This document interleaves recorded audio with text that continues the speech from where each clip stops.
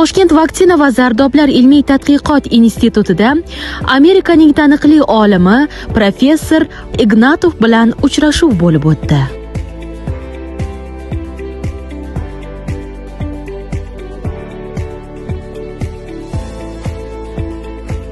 Tashrif davomida professor institut rahbariyati, yetakchi olimlar hamda yosh mutaxassislar bilan muloqot qilib, amalga oshirilayotgan loyihalar va istiqboldagi rejalar bilan yaqindan tanishdi.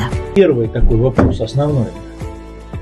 Какие компоненты будут, вы будете собирать в матричную РНК, какие компоненты они будут кодировать, то есть против каких компонентов, каких антигенов микобактерий вы будете использовать. Uchrashuv chog'ida bir qator dolzarb ilmiy va amaliy masalalar muhokama qilindi.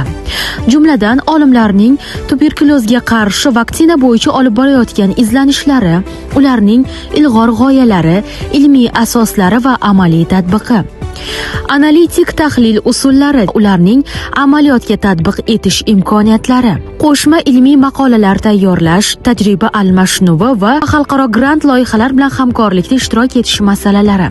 Uchrashuv davomida yosh mutaxassislar o'z loyihalari bo'yicha ma'lumotlar bilan bo'lishdi. Professor Ignatov ularning izlanishlariga ijobiy baho berib, xalqaro miqyosda ularni qo'llab-quvvatlashga tayyorligini bildirdi.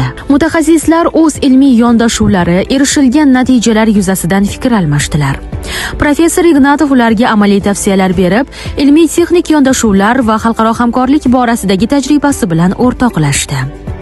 Mazkur tashrif institut ilmiy salohiyatini oshirish, xalqaro ilmiy aloqalarni mustahkamlash va yosh olimlar faoliyatini qo'llab-quvvatlash yo'lida muhim qadam bo'lishi kutilmoqda.